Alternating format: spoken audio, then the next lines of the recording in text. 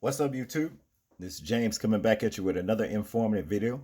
I hope you guys are doing well out there on this beautiful Monday. I'm doing well myself, and I hope you guys have had a very, very nice, relaxing weekend. Ours went well, but as usual, just go too fast. You know how it is. I got two stories for y'all today, okay?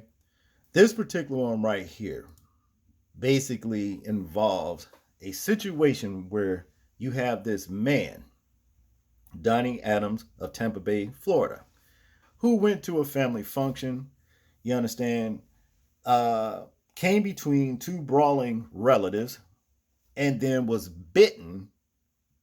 That's right, I said bitten on his leg, his thigh right here, and contracted a flesh eating bacteria that almost took his leg off. Okay, that's just what happened. Now, I noticed ever since a certain event that took place all over the globe. You understand? There's been a lot of madness that's been happening ever since. What I'm saying is this. There has been what I believe to be the MOTB, which is basically the distribution of Nephilim DNA has been distributed. And ever since then, it has driven people, mad, catatonic states, very, very violent and what have you. Now, if this ain't something right here out of a zombie movie, you tell me what it is. Because I know people mouths, a lot of folks don't brush their teeth and keep up with their hygiene, but never in life have I ever heard of somebody being bitten and almost losing wherever that part where they were bitten on their body, that part. Like in this particular situation right here, this man almost lost his leg. You understand? Now, let's check this video out, and then we're going to briefly talk more about this particular situation. Then I'm going to show you another story. Check this out. Between family members almost cost a Tampa man his leg. West 2's Meredith McDonough explains how he contracted an infection from flesh-eating bacteria. This is Donnie Adams' thigh 2 days after he was bitten by a family member in February. He went to the hospital for a tetanus shot and antibiotics. By the third day, my leg was very sore. I couldn't walk. It was very warm. It was very painful. Adams knew he needed to go to the ER in St. Petersburg. And I looked at him and I said, I need to take you to the operating room. Dr. Fritz Brink knew there was an infection. When he woke up from the anesthetic, and I told him, hey, I'm really sorry. I found something that was worse than what I expected. Dr. Brink saw a flesh-eating bacteria. Adams needed a second surgery as the bacteria was still destroying his muscle. I never would have imagined that a human bite would turn into something so horrific as a flesh-eating bacteria. And it's possible. Dr. Brink says humans have dirty mouths with bad bacteria in our teeth and gums. If I would have waited till the next day after that ER second visit, there was a good chance I would have lost my leg. And possibly into septic shock, which can be fatal. But through prayer, meditation, and positivity, what you see now, you just see not just a scar, but the beauty of the aftermath. Adams relearned to walk and is sharing his story to help others. Meredith McDonough, West 2 News. Now, like I said, you gonna tell me there's nothing strange and nefarious that's going on after a certain event took place all over the globe? If you do, I beg to differ.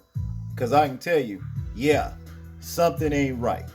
You don't need to be Keith Sweat to know that, okay? Something is not right. I've never heard in my life, where you get somebody that get bit by a human being, and in that part, they almost lose their leg, okay? Animal bites don't even quite do that. You know what I mean? I mean, they may give you the rabies, especially if it's a dog or something like that, hasn't been vaccinated, what have you. But basically, this is kind of unheard of to me. Maybe some of y'all may have heard it, but to me, nah. I just don't, this don't register to me. Like I said,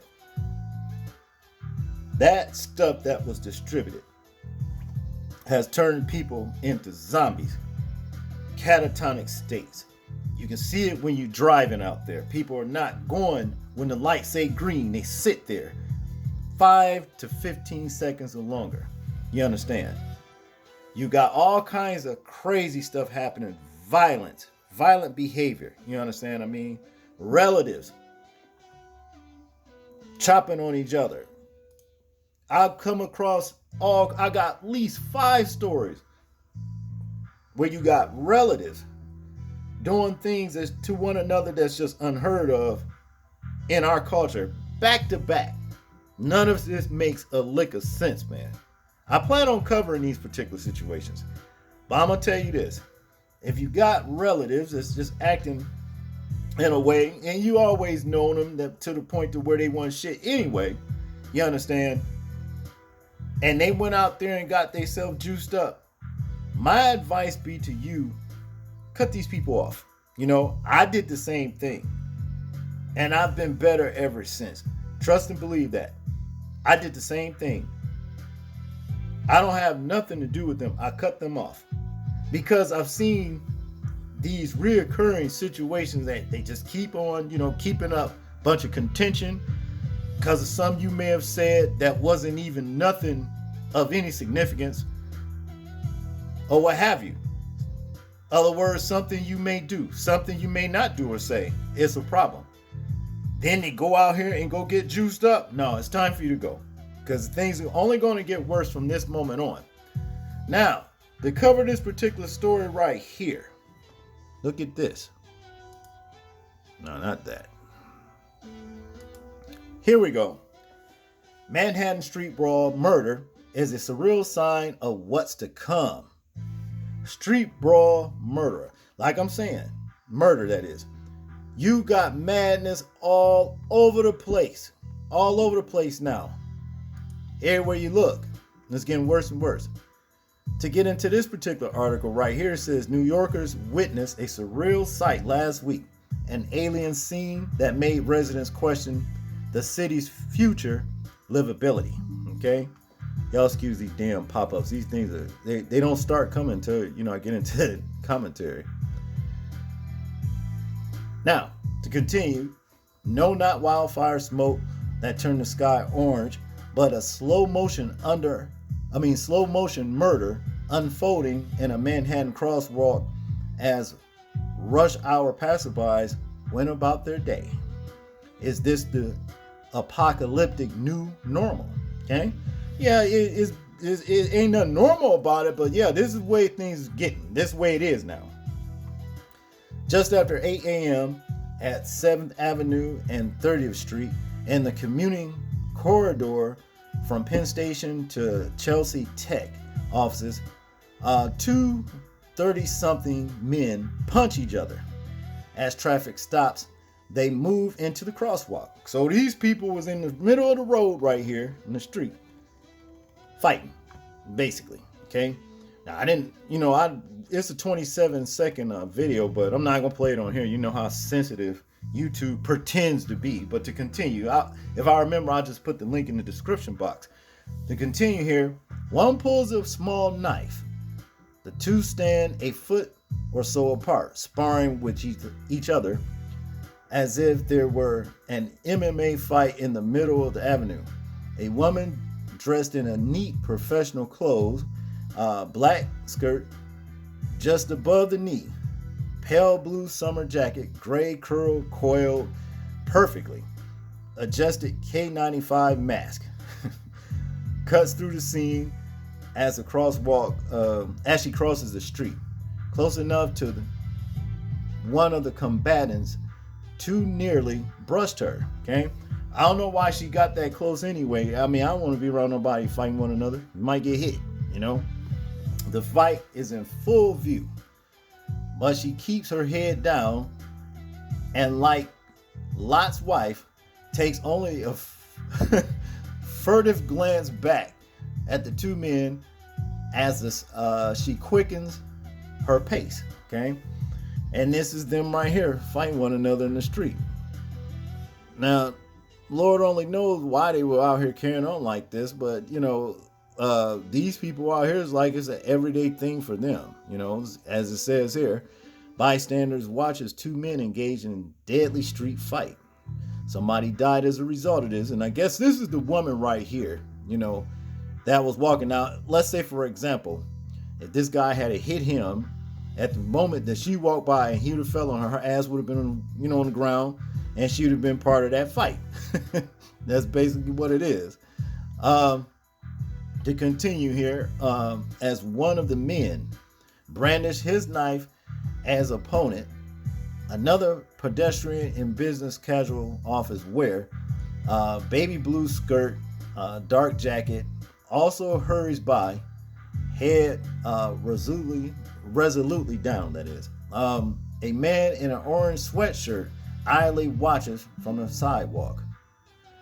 A woman in medical scrubs and medical mask crosses the avenue right between the two fighters. Okay. And why were they fighting in the middle of the street like this? Either one of them could have wound up hit by a car or anything. Okay. To continue here, she stops apparently to tell them knock it off. But when they don't, she too keeps moving. Seconds later, one of the two men is dead, bleeding out in the crosswalk. The other, Neeson Graves, 34, who police say provoked the fight, is charged with murder. And I guess this is him right here. Wow. Neeson Graves was arraigned in Manhattan criminal court for stabbing a man to death. Yeah, this is him. Never know why, this happened. You know what I mean? But hey, this is what it is, man. Now, the first thing to notice here is the bizarre contradictions in behavior. Let me read that again. The first thing to notice here is the bizarre contradictions in behavior on the part of both men. Graves, assuming our eyes and the police account do not deceive us, is crazed enough to fatally stab someone in broad daylight in full view of plenty of witnesses. But he wasn't crazed enough that he didn't make sure to look out for traffic and even pause his attack to ensure the woman could safely cross. Yeah, I mean, this is funny, but it's not funny, man. I mean, really, and this right here is where you got the police that finally got there, and then here's where the whole brawl took place, as you can see right here. See, crazy.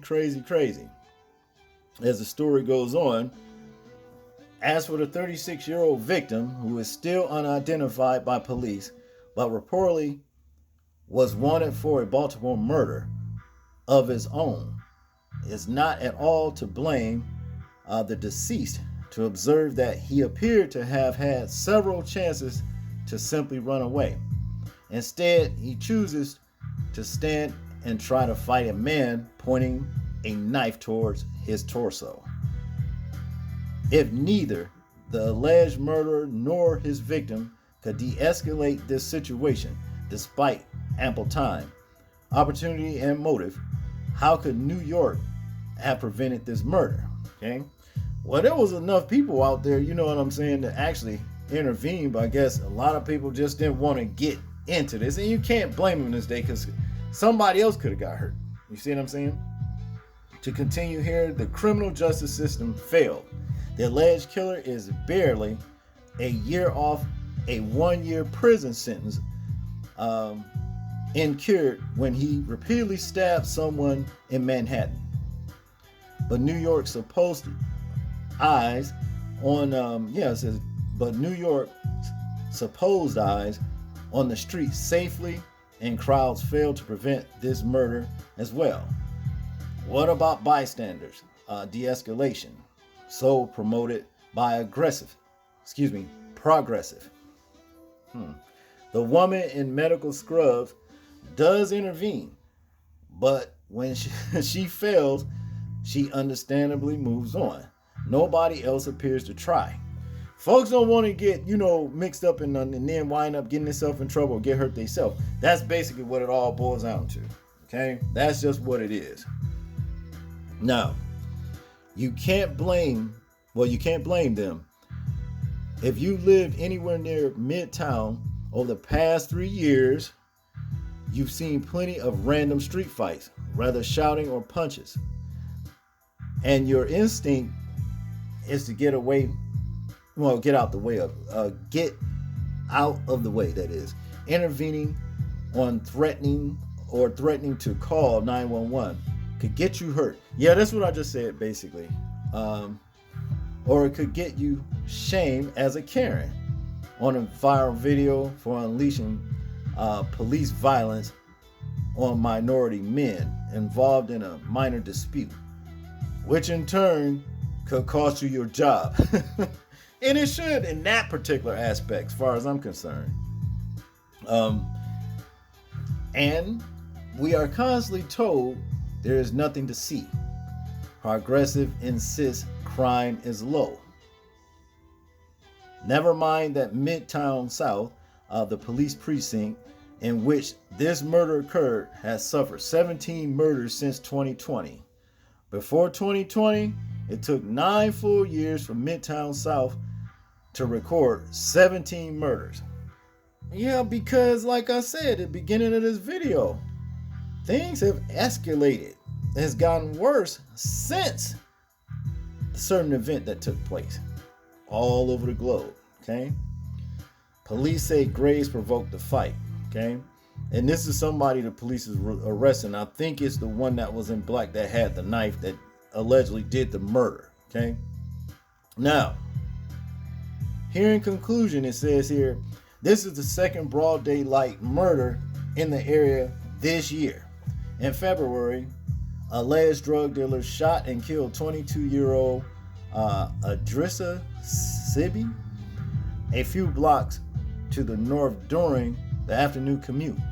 Major felony crime citywide through Midway was nearing 20-year records, 42% above 2019 levels. Okay, but we are reprimanded. We should not believe our eyes. So some don't and walk on. Future crime victims, even when an arm's length away, are just invisible ghosts. Okay? All right, yo, well, like I said, a lot of people are just scared to get involved, and you can't blame them, man. There's so much madness happening, and just think, we haven't even scratched the surface. Just to say this, I'm gonna tell you this right here. The Nephilim giants were incredibly violent and crazy and unreasonable. Okay? And when they bit people, they contracted flesh, eating bacteria as well. Just so y'all know. We're gonna see more of this kind of madness. Y'all make sure y'all keep yourself safe out here. Get under the wings of the Most High. Repent, you understand what I mean? So maybe you can be saved from the escalating apocalyptic doom that this planet is about to face. That's all I got on this one, people. I want to hear what you guys think about this particular video right here in the comment section. Like, comment, share, and subscribe. People, please remember to live your life as though we're being watched. Simply because we are. This is James, and I'm out. Peace.